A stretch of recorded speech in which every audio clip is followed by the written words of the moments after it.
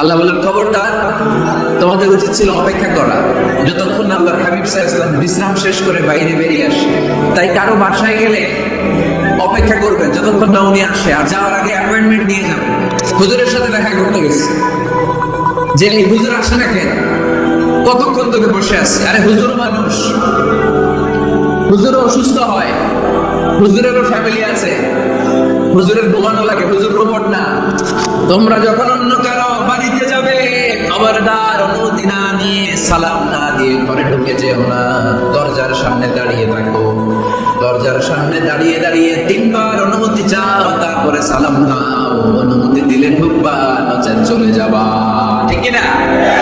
এই আইনটা ঘরের ভিতরে কে কখন কোন পরিস্থিতিতে থাকে তার কোনো হিসাব আছে? এজন্য সালাম দিবেন, নক করবেন, অনুমতি চাইবেন, তখন নিজেকে নিজে ভিতরে যারা আছে, মহিলা হোক পুরুষ হোক, সামলে দিবে, গুছিয়ে দিবে, তারপরে আপনাকে ঢুকার ব্যবস্থা করে দিবে। ঠিক কিনা? আমরা এগুলোর ইসলাম মনে করি না, আমরা ম্যানার জানি না, আমরা সোশ্যাল নর্মস জানি না।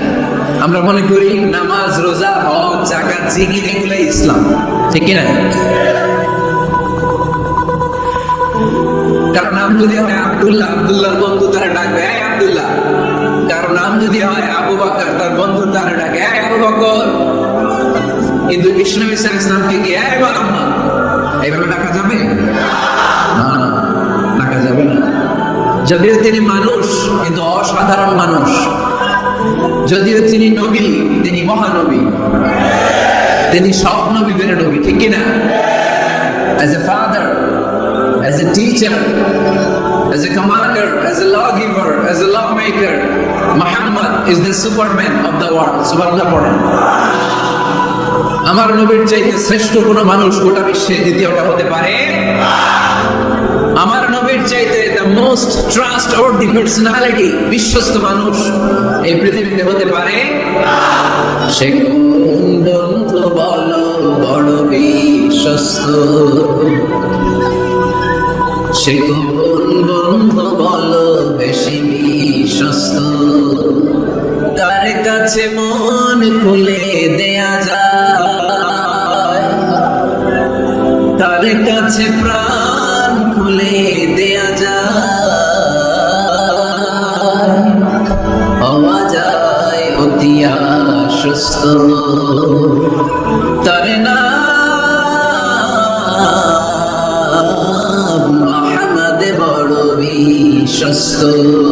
সুবহানাল্লাহ বলেন। আল্লাহ শিখাতে চাইলেন, এই বেদুইন লোকেরা সাবধান, যাকে তোমরা ডাকছো তিনি সাধারণ মানুষ নন। তাকে ইয়া মুহাম্মদ, ইয়া মুহাম্মদ উখরুজ ইলাইনা, হে মুহাম্মদ, এই ঘর থেকে বের হয়ে আসো। এমন করে বেয়াদবের মতো ডাকা যাবে? বিষ্ণু ইসলামকে ডাকতে হবে ইয়া নবী আল্লাহ, ওনাকে ডাকতে হবে ইয়া রাসূলুল্লাহ, ওনাকে ডাকতে হবে ইয়া হাবিবাল্লাহ। ঠিক না? শিষ্টাচার শিক্ষা দিলেন। আল্লাহ বুঝাতে চাইলেন, তোমরা যদি অপেক্ষা করতে অনেক ভালো হতো। ওয়ালাউ আন্নাহুম সাবারু হাত্তা তাখরুজা ইলাইহিম লাকানা খায়রান লাহুম। আল্লাহর হাবিব সাল্লাল্লাহু আলাইহি ওয়াসাল্লাম দুপুরের খাবার খেয়ে গড়াগড়ি করছিলেন। আল কাইলুলা, টসিং এন্ড টার্নিং, এপাশ ওপাশ করা। শীতকালে দুপুরের খাবার খেয়ে বিছানায় শুইলে আরাম আছে না নাই? এটা কাইলুলা বলে। আল্লাহর হাবিব সাল্লাল্লাহু আলাইহি ওয়াসাল্লাম যখন কাইলুলা করছিল, ঠিক তখন লোকগুলো ডাকতে আরম্ভ করলো, ইয়া মুহাম্মদ, ইয়া মুহাম্মদ উখরুজ ইলাইনা, হে মুহাম্মদ আসো। আল্লাহ বলেন, খবর দাও, আমার নবীকে এইভাবে ডাকা যাবে না, বরং আমার নবীকে তোমরা ডাকবে ইয়া নবী আল্লাহ, ইয়া রাসূলুল্লাহ, ইয়া হাবিবাল্লাহ বলে। সুবহানাল্লাহ পড়েন। আল্লাহর হাবিব সাল্লাল্লাহু আলাইহি ওয়াসাল্লাম যতক্ষণ না বের হয়ে আসে তোমাদের অপেক্ষা করা উচিত। তাহলে আমরা আমাদেরকে যেইভাবে ডাকি, আল্লাহর হাবিব সাল্লাল্লাহু আলাইহি ওয়াসাল্লামকে ওইভাবে ডাকা যায় না। আল্লাহ বলেন, খবরদার, তোমাদের উচিত ছিল অপেক্ষা করা যতক্ষণ না আল্লাহর হাবিব সাল্লাল্লাহু আলাইহি ওয়াসাল্লাম বিশ্রাম শেষ করে বাইরে বেরিয়ে আসে। তাই কারো বাসায় গেলে অপেক্ষা করবেন যতক্ষণ না উনি আসে, আর যাওয়ার আগে অ্যাপয়েন্টমেন্ট নিয়ে যাবেন। আজকের প্রথম মেসেজ, কারোর সাথে দেখা করার আগে কি নিয়ে যাবেন? অ্যাপয়েন্টমেন্ট নিয়ে যেতে হবে। অনেকে খালি অস্থিরতা করে, চেয়ারম্যান সাহেবের বাড়ি থেকে সিগনেচার লাগবে, যে অস্থির, আরে বেরোয় না কেন? চেয়ারম্যান সাহেব আসে না কেন? এতক্ষণ ধরে বসে আছে, এরকম বিরক্ত খালি কমপ্লেন করে, অভিযোগ করে, এরকম কিছু লোক আছে না নাই? খেয়াল রাখবেন, যারা ব্যর্থ, জীবনে ব্যর্থ, তারা সবসময় শুধু কমপ্লেন করে, অভিযোগ।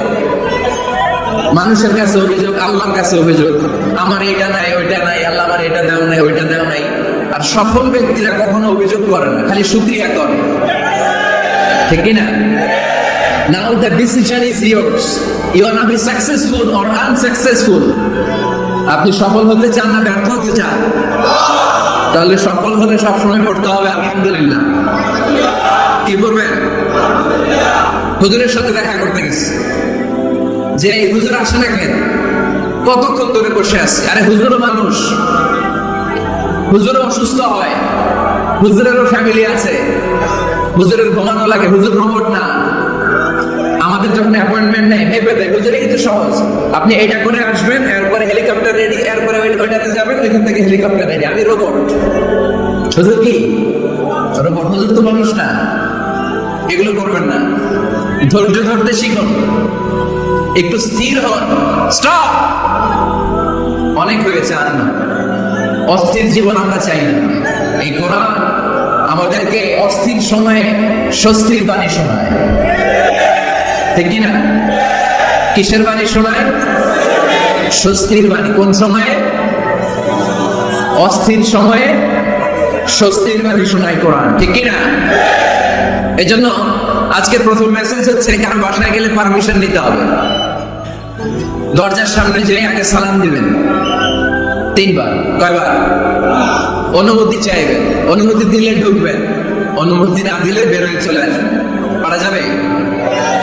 এজন্য রব্বুল আলামিন বলেন, ইয়া আইয়ুহাল্লাযীনা আমানু লা তাদখুলু বুয়ুতান গায়রা বুয়ুতিকুম হাত্তা তাস্তানিসু ওয়া তুসাল্লিমু আলা আহলিহা যালিকুম খায়রুল লাকুম লাআল্লাকুম তাযাক্কারুন। সুবহানাল্লাহ পড়েন। আল্লাহ ডেকে বললেন, ও ঈমানদারেরা শোনো শোনো, তোমরা যখন অন্য কারো বাড়িতে যাবে, খবরদার অনুমতি না নিয়ে, সালাম না দিয়ে ঘরে ঢুকে যেও না।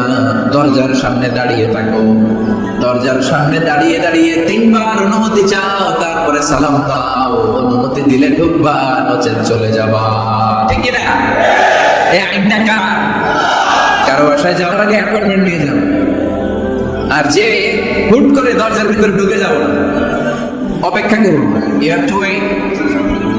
তিনি আসতে বললে এরপরে ঢুকবো, মনে থাকবে? কারো ঘরে অনুমতি না নিয়ে ঢোকা কবিরা গুনাহ। কি গুনাহ? আমরা এগুলোকে ইসলাম মনে করি না, আমরা ম্যানার জানি না, আমরা সোশ্যাল নর্মস জানি না। আমরা মনে করি নামাজ, রোজা, হজ, যাকাত, জিকির এগুলো ইসলাম, ঠিক না? ধরাবাঁধা ইসলাম হিন্দু ধর্মের মতো ধর্মবাদা কোনো ধর্ম নয়।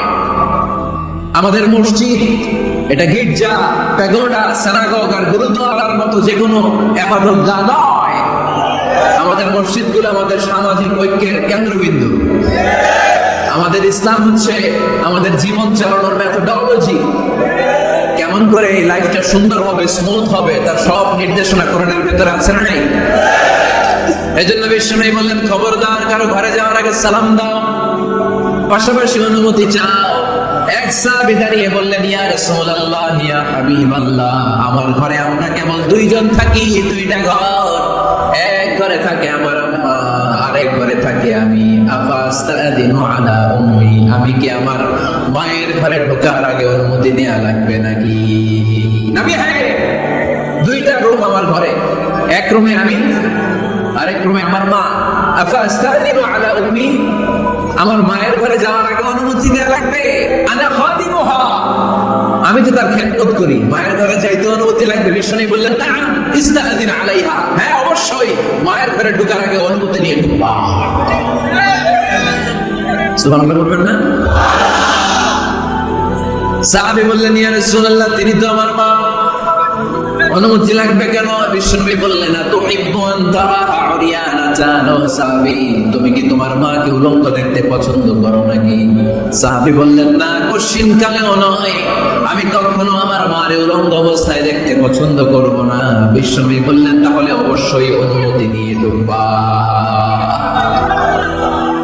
যদি মারে উলঙ্গ দেখতে পারে না চায় তাহলে ঢুকবা, কারণ ঘরের ভিতরে কে কখন কোন পরিস্থিতিতে থাকে তার কোনো হিসাব আছে? এজন্য সালাম দিবেন, নক করবেন, অনুমতি চাইবেন, তখন নিজেকে নিজে ভিতরে যারা আছে মহিলা হোক পুরুষ হোক সামলে দিবে, গুছিয়ে দিবে, তারপরে আপনাকে ঢোকার ব্যবস্থা করে দিবে, ঠিক কিনা? তাহলে মায়ের ঘরে ঢুকতে হলে যদি অনুমতি লাগে, তাহলে বোনের ঘরে ঢোকার আগে অনুমতির দরকার আছে না নেই? আমার পাশের ঘর হচ্ছে আমার ভাইয়ের ঘর, ভাইয়ের ঘরে ঢোকার আগে অনুমতির দরকার আছে না নাই? কাজিন, চাচাতো বোন, খালাতো বোন, চাচাতো ভাই, খালাতো ভাই, পাশের ঘরের ভাবি, পাশের বাড়ির মানুষ, এদের ঘরে ঢোকার আগে অনুমতির প্রয়োজন আছে না নাই? খবরদার, খবরদার, এটা কবিরা গুনাহ। This is my first message to the people of Feni tonight. আজ রাতে প্রথম মেসেজ হচ্ছে, কারো ঘরে যাওয়ার আগে অ্যাপয়েন্টমেন্ট নিয়ে যাব। কখন তার সাথে দেখা করবো আগে অ্যাপয়েন্টমেন্ট নিয়ে যাব, তারপরে যে দরজার বাইরে দাঁড়িয়ে পারমিশন চাইবো, মানে অনুমতি নিব, তারপরে সালাম দিব, এরপরে ঘরে ঢুকবো। পারা যাবে? ইনশাআল্লাহ পড়তে পারবেন নামাজ করে?